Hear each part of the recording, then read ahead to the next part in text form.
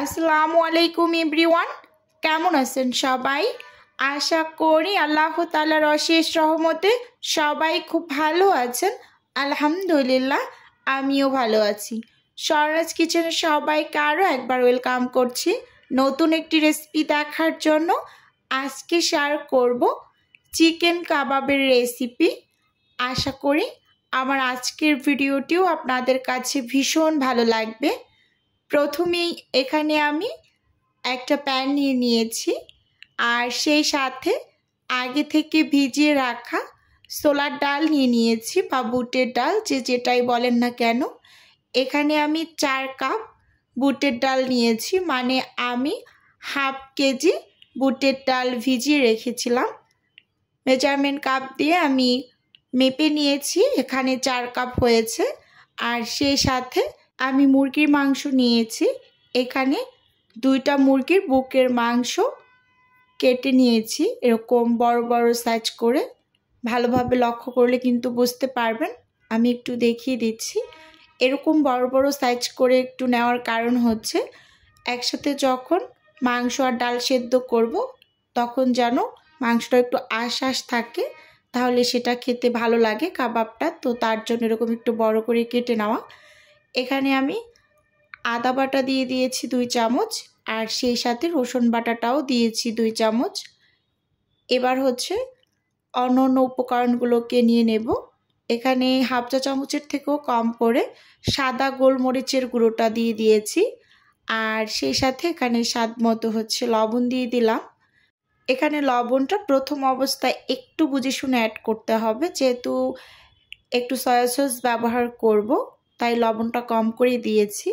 এই যে এখানে আমি 2.5 টেবিল চামচের মতো সয়া সস দিয়ে দিয়েছি, আর সেই সাথে এখন এখানে অ্যাড করে দিচ্ছি কাঁচা পেঁয়াজ। আমি যেহেতু কাবাবটা একেবারে যখন তৈরি করব তখন কিন্তু কোনো টাইপের কাঁচা পেঁয়াজটা ব্যবহার করি না, সব সময় পেঁয়াজটাকে ভেজে ব্রেস্তা করে তারপর ব্যবহার করি। তাই আমি যখন সব কিছু একসাথে সেদ্ধ করে নিই তখন কিছুটা পরিমাণ কাঁচা পেঁয়াজ দিয়ে দিই। এখানে আমি 1.5 টেবিল চামচ রেডিমেড যে কাবাব মশলাটা আছে সেটা দিয়ে দিয়েছি। 1 চা চামচ দিয়ে দিয়েছি লাল মরিচের গুঁড়ো, সেই সাথে 1 চা চামচ ভাজা জিরার গুঁড়ো দিয়ে দিয়েছি, আর 1 চা চামচ দিয়ে দিয়েছি ধনিয়ার গুঁড়োটা। এবং আমি যে একটা স্পেশাল মশলা ব্যবহার করি সেখান থেকে হাফ চামচের মতো দিয়েছি। সব শেষে এখানে আমি হাফ চামচ গরম মশলা গুঁড়ো ব্যবহার করেছি। এবার এখানে 2 থেকে 3 টেবিল চামচ রান্নার রেগুলার তেল দিয়ে সব কিছুকে খুব ভালোভাবে এই যে মেখে নিচ্ছি। আমি চামচ দিয়ে কাজটা করে নিচ্ছি, আর চাইলে কেউ এখানে হাত দিয়েও কিন্তু সব কিছু খুব সুন্দরভাবে মেখে নিতে পারেন। আমি কাজটা চামচ দিয়েই করছি, যেহেতু এগুলো আমার অর্ডারের জন্য রেডি করব। যথাসম্ভব হাতটা কম ব্যবহার করারই চেষ্টা করছি। খুব সুন্দরভাবে কিন্তু চামচ দিয়ে এই যে সব কিছু একসাথে মিশিয়ে নিয়েছি। এই সময় খুব সুন্দর একটা স্মেল বের হয়েছে। বিশ্বাস করবেন কি না আসলে জানি না, এভাবে করে কাবাব তৈরি করলে সেই কাবাবটা ভীষণ টেস্টি হয়। এই যে এখানে হচ্ছে এখন কিন্তু পরিমাণ মতো আমি পানি দিয়ে দিচ্ছি। এখানে মেজারমেন্ট কাপ দিয়ে আমি 3 কাপ পানি দিয়েছি। এই 3 কাপ পানিতেই কিন্তু সব কিছু খুব ভালোভাবে সেদ্ধ হয়ে যাবে, মানে ডাল মাংসগুলো সব কিছু। তারপর কিন্তু আমি ডাল ঘুটনি দিয়ে ঘুটে একেবারে সব কিছু একসাথে মিশিয়ে নেব। আমি সব সময় কাবাব এরকম ডাল ঘুটনি দিয়ে ঘুটে সব কিছু একসাথে মিশিয়ে তারপর হাত দিয়ে একটু মেখে তৈরি করি।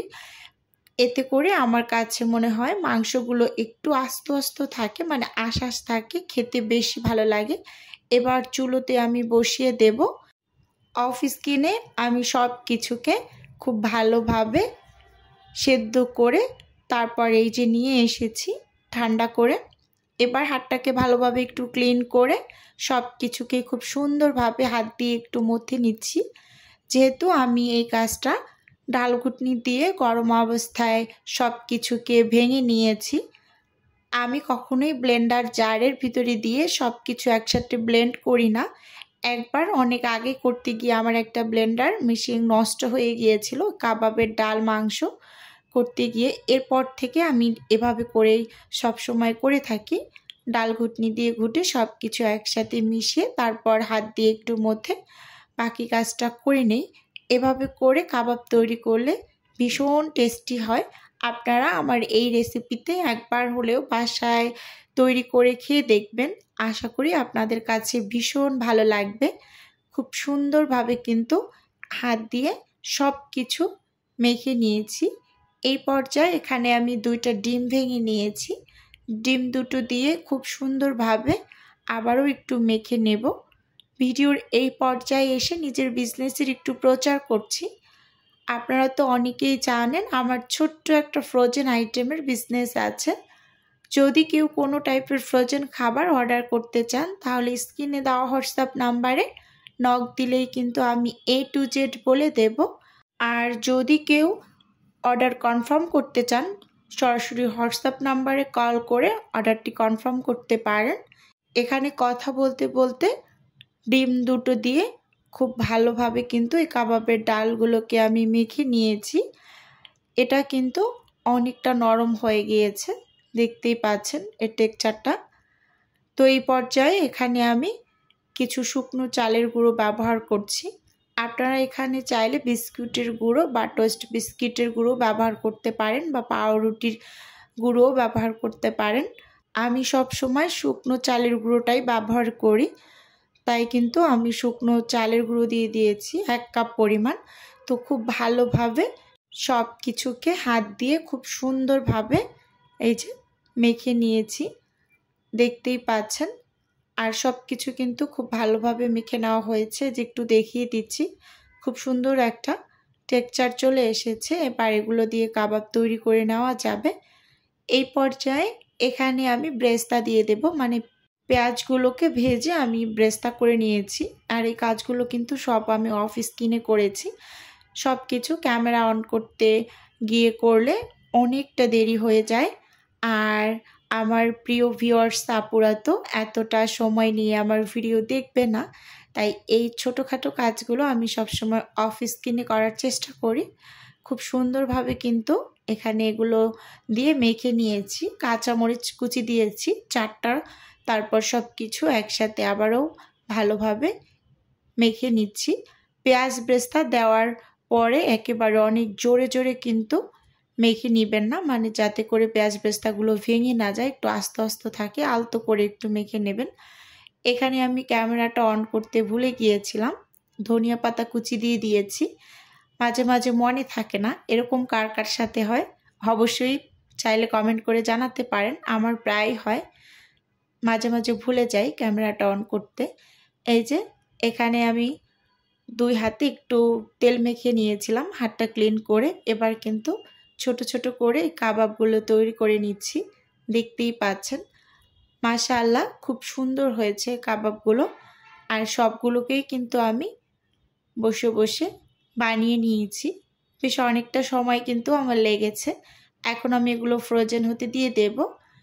এগুলো যেহেতু আমার অর্ডারের জন্য যাবে কালকে ইনশাআল্লাহ, তো এখন ঢাকনা লাগিয়ে আমি ডিপ ফ্রিজে ফ্রোজেন হতে দিয়ে দেব। ইনশাআল্লাহ কালকে ডেলিভারি করে দেব। আমি সব সময় ফ্রেশ ফ্রেশ খাবার ডেলিভারি করি, যেহেতু কালকে যাবে আমার এই ডেলিভারিগুলো, তো আজকে কিন্তু আমি এগুলো রেডি করে নিয়েছি আর আপনাদের সঙ্গে কিন্তু একটু শেয়ারও করে দিয়েছি। তো আজকের ভিডিও বন্ধুরা এ পর্যন্তই রাখছি। দেখা হবে নতুন কোনো ভিডিওতে নতুন কোনো রেসিপি।